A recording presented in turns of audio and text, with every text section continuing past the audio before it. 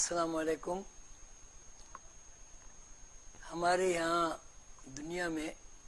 رواج ہے کہ جب بچے پیدا ہوتے ہیں تو خوشیاں منائی جاتی ہیں، محلے سے، پڑوس سے رشتہ دار گھر میں آتے ہیں اور بچے کو دیکھتے ہیں، خوش ہوتے ہیں، دعائیں دیتے ہیں۔ جب بچہ 1 سال کا ہوتا ہے تو اس بات کی خوشی مناتے ہیں اور اللہ تعالیٰ کا شکر ادا کرتے ہیں کہ بچے نے اپنی زندگی کا 1 سال پورا کیا۔ اسی طرح بچہ بڑا ہو جاتا ہے، تعلیم حاصل کر لیتا ہے، اور کچھ بچے ایسے ہوتے ہیں کہ وہ دنیاوی نقطہ نظر سے اور اللہ تعالیٰ کی خوشنودی کے اعتبار سے ایسے کام کرتے ہیں جن کی ناموری ہوتی ہے۔ لوگ خوش ہوتے ہیں، دعائیں دیتے ہیں، ان کی دعائیں لیتے ہیں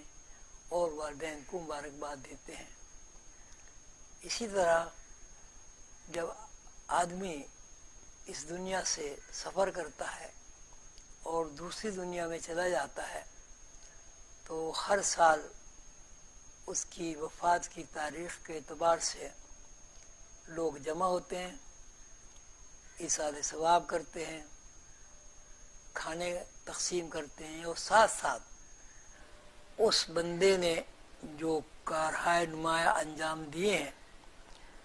اور اس نے اپنی زندگی میں جو راہ عمل اختیار کر کے لوگوں کو فائدہ پہنچایا ہے اس کا تذکرہ کرتے ہیں۔ جتنے بھی پیغمبران کرام علیہم الصلاۃ والسلام تشریف لائے ان سب نے اللہ کی نشانیوں کو بیان کیا اور نوع انسانی کو اللہ کی طرف بلانے کی دعوت دی اور شیطان مردود کے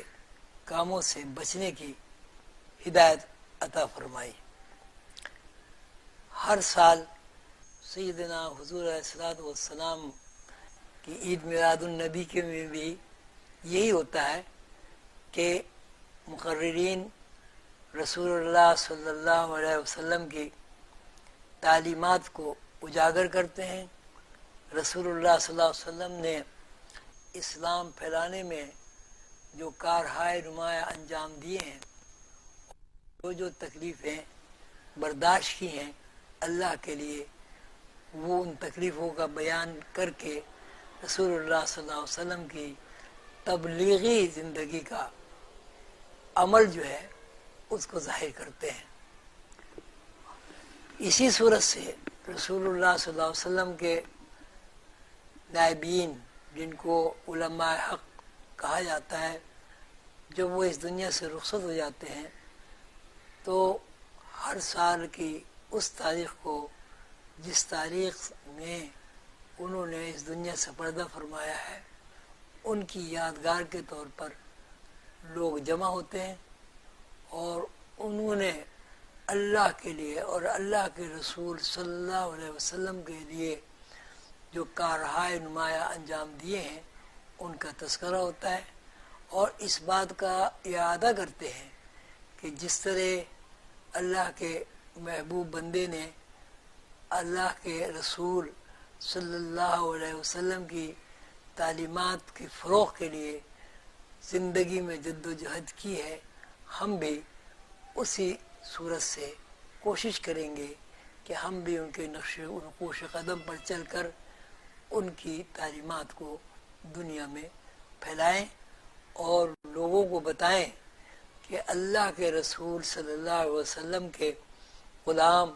اور ان کے نائبین علماء حق اولیاء اللہ نے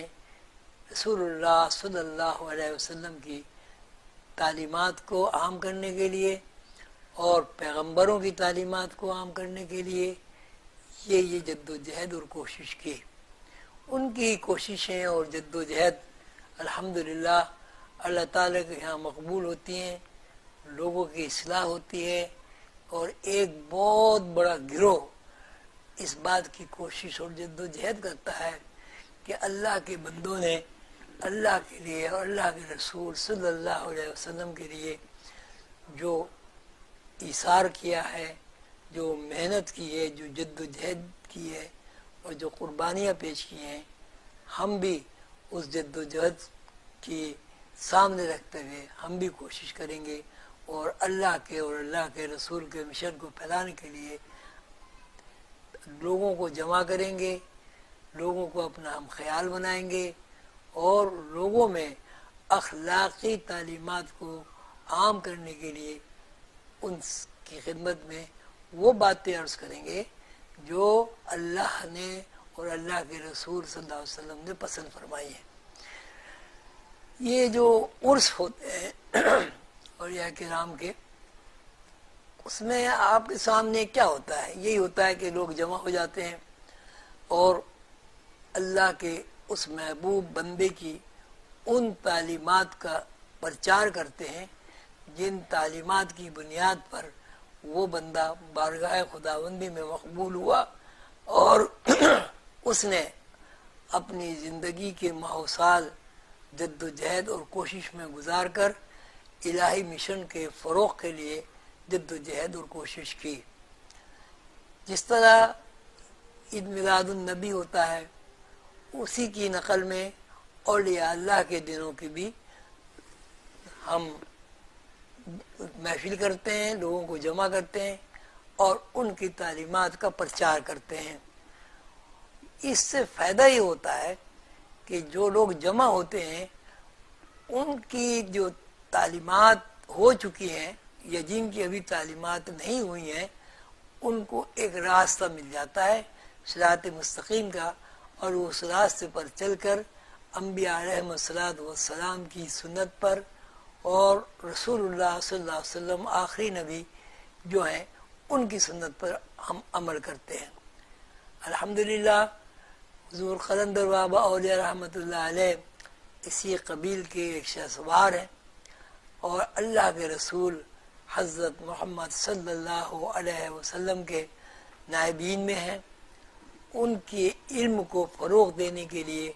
انہوں نے جد و جہد کی، کوشش کی، ہر طبقہ فکر میں اسلام کو پھیلایا، اسلام کی دعوت دی اور صراط مستقیم پر چلنے کی توفیق عطا فرمائی۔ ضروری نہیں ہے کہ آپ یہ کہیں کہ صاحب مسلمان ہی صراط مستقیم پر ہوتا ہے۔ مسلمان، ہر وہ آدمی مسلمان ہے جو صراط مستقیم پر چلتا ہے۔ اللہ تعالیٰ نے قرآن پاک میں فرمایا ہے ان الذین آمنوا والذین ہادوا والنصارى والصابئین من آمن باللہ والیوم الآخر والملائکۃ والکتاب والنبیین۔ بس تحقیق وہ لوگ جو مسلمان ہیں، تحقیق وہ لوگ جو یہودی ہیں، تحقیق وہ لوگ جو نصارہ ہیں، تحقیق وہ لوگ جو صائبین ہیں، اگر ان کا ایمان اللہ کے اوپر ہے، یوم آخرت پر ہے، فرشتوں پر ہے، انبیاء علیہم السلام کے اوپر ہے، اللہ کی کتابوں پر ہے، تو اللہ کے نزدیک وہ مقبول ہے اور ان کے اعمال کی جزا انہیں ملے گی۔ دیکھیے بہت غور طلب ہے یہ آیت، اس میں خالی اللہ تعالیٰ نے الذین آمنوا نہیں فرمایا اور کیٹیگری بھی بیان کی۔ اب ایک یہودی ہے، وہ اللہ پر ایمان رکھتا ہے، حضرت موسیٰ علیہ السلام پر ایمان رکھتا ہے، یوم آخرت پر ایمان رکھتا ہے، اللہ کے رسولوں نے صلی اللہ علیہ وسلم نے جو کچھ ہدایات دی ہیں ان کی ہدایت پر عمل کرتا ہے، یوم آخرت پر یقین رکھتا ہے، فرشتوں کے اوپر یقین رکھتا ہے، تو اللہ تعالیٰ فرماتے ہیں کہ ان کے اعمال ضائع نہیں ہوں گے۔ اور سوچنے کی بات یہ ہے کہ جتنے بھی انبیاء علیہم السلام تشریف لائے، آدم سے حضرت محمد صلی اللہ علیہ وسلم تک، سب کی تعلیمات کا اگر خلاصہ بیان کیا جائے وہ ایک ہی ہے، اور وہ خلاصہ یہ ہے کہ اللہ کے علاوہ کسی کی پرستش نہ کرو، اللہ کو واحد جانو، اللہ کو اپنا رازق سمجھو، اور جتنی کتابیں اللہ نے آسمان سے نازل فرمائی ہیں ان پر ایمان لاؤ، فرشتوں پر ایمان لاؤ، اور جتنے رسول انبیاء علیہ السلام دنیا میں تشریف لائے ہیں وہ سب اللہ کے فرستادہ اور اللہ کے بندے ہیں۔ ہم لوگ حضرت محمد صلی اللہ علیہ وسلم کی امت ہیں، لیکن ساتھ ساتھ ہمارا یہ ایمان بھی ہے کہ جتنی کتابیں آسمان سے نازل ہوئیں وہ سب اللہ کی کتابیں ہیں۔